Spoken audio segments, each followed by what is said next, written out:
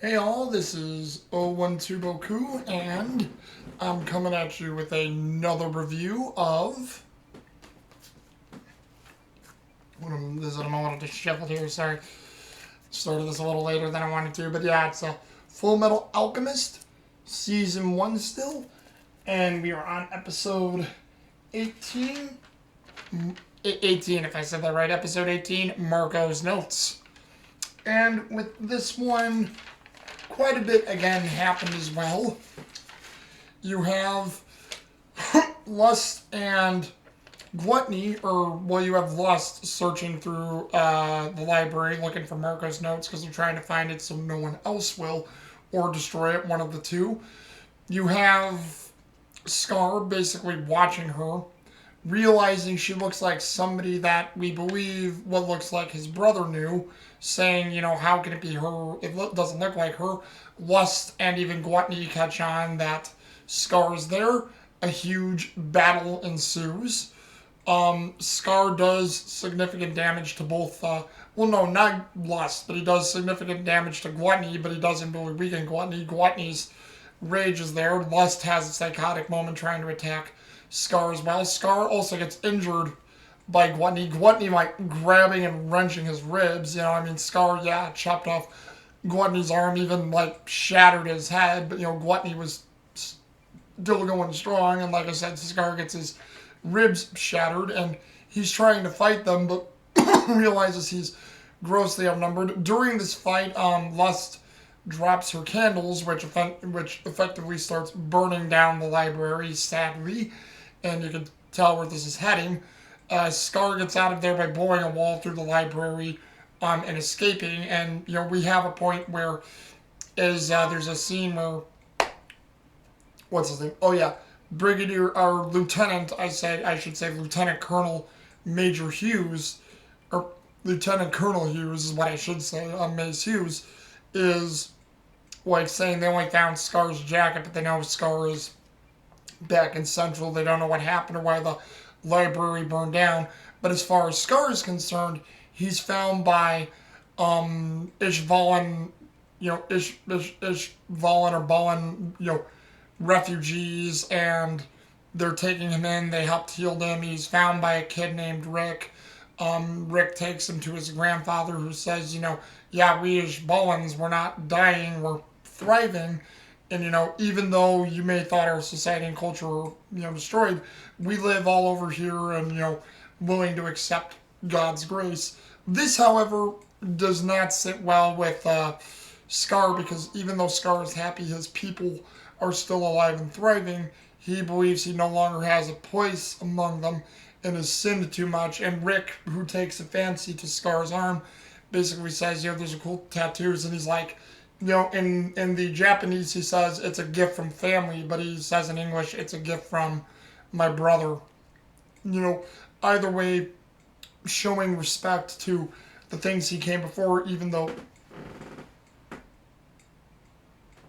Sorry, guys, I just realized. Looks like there's... Oh, you know what? That must be on my computer screen. Yeah, I've got two black dots like that on my ceiling that I don't see. And gotta clean my computer screen. My computer screen is a little bit dirty. I haven't done that in a while. Sorry about that. But yeah, he's just continuing on not wanting to be a part of his people because he doesn't think he's earned the right.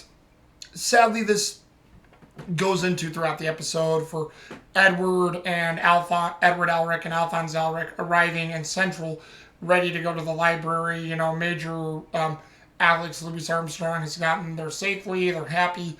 They are now also put into the custody, not reprimanded and arrested, but, they're put into the safety custody of Denny Block and, Maria Ross. Two lieutenants and, lieutenant and sergeant. I think Denny Block is a sergeant, and you have Maria Ross, who is a lieutenant, and they're put in their custody. They want to watch them. They're quickly wanting to get to the library, only to find the library burned down, like I said, from the fight. They're distraught.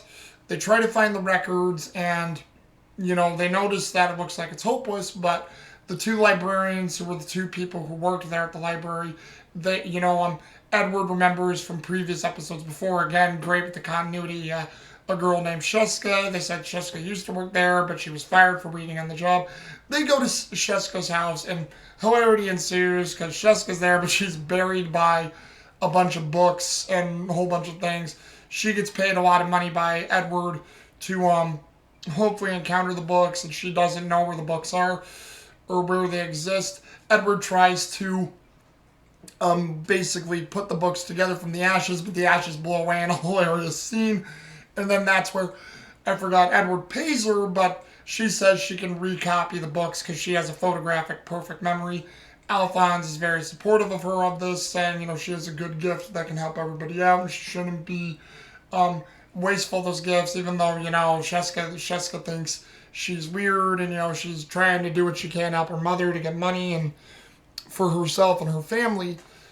And, Edward's very supportive of her, as is Alphonse. Alphonse a bit more tenderly so.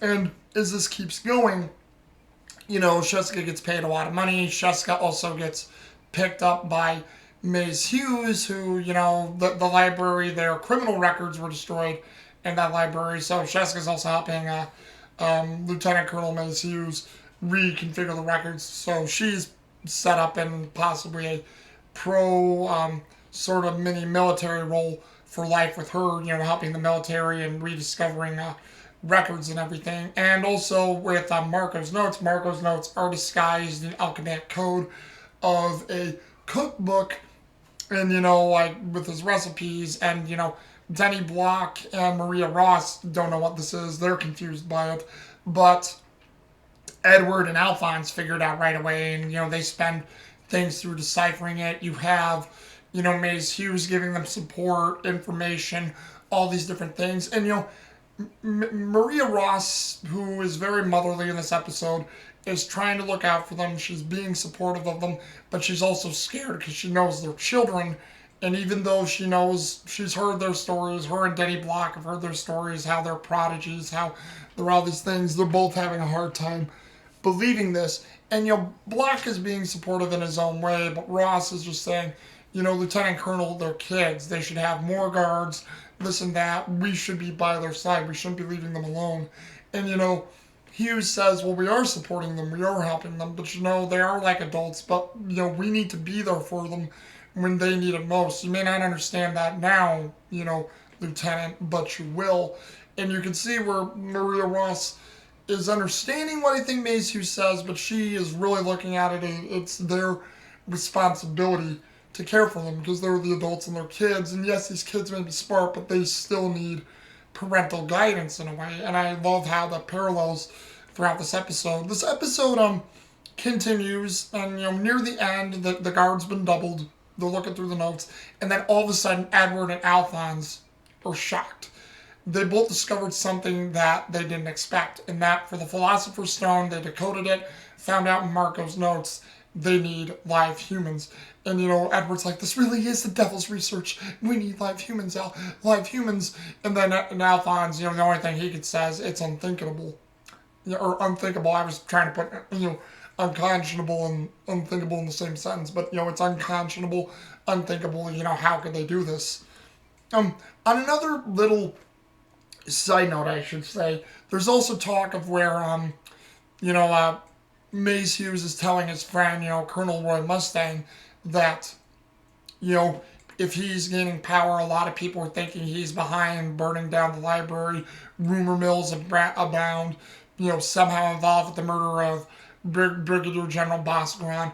All these weird things. So, Roy Mustang is starting to make some power plays, and, Mace Hughes, hilariously in his own way, is behind him, and he's like, you should get yourself a wife. So, all those things are starting to play out in this episode too, grounding itself in more of people making power plays. So again, the story keeps growing and becoming enriched. My favorite characters in this one, again, I have to give it to Edward, Vic Mignogna, Romy Paku, Alphonse, Aaron Desmouk, Odesmuke, Ria Kugamiya. Gotta give it to Scar, Damian Clark, Ryotaro, Okayayu, great performance. Hughes, Sonny Strait, Keiji Fujiwara was really good in this one. You know, Ross, Meredith McCoy, Mitsuki Saiga, Lust, Laura Bailey, Yuko Sato, Gluttony, Chris Kaysen, Yasuhiro Takato. Let's see. I'll even give it to Black, Jim Furunda, Masato Hirota, and probably even Sheska, Gwendolyn Lau, Naomi Wakabayashi. And, I mean, again, there were a lot of great voices in this episode. Too many to name. I just named them off. If I have to give the slight credit for, I have to either give it to a tie to Hughes, played by Sonny Strait, Keiji Fujiwara, or Ross, Meredith McCoy, Mitsuki Saiga, because their two performances to me stood out with the care of the Elric brothers. You know, Hughes understanding them, being like a separate father figure they've never had. Ross being the sibling and or mother figure they've not had in a long time, and being just a concerned parent. It played off well, was very well developed, really good stuff. And overall, I think the episode is just, it's a great episode for moving the stuff forward. They now know what they need. It's the devil's research. You know, Roy Mustang is starting to have people move against him. He's trying to make his moves. And you have Scar trying to finally look into the homunculi and finding out what's going on with the Elrics. Why are they so infused? And what's really been going on with things. So, you know, all the pieces are slowly coming together, and it has been absolutely great. But this is just me. What do you guys think? You know, write your comments down below. Do you agree with me on this episode? What do you like about it? Again, have you even seen this original show? As I always say, just, you know, write stuff down below and we'll get this discussion going. Until then, this is 012 Boku, and I will come at you guys again later, alright? See ya.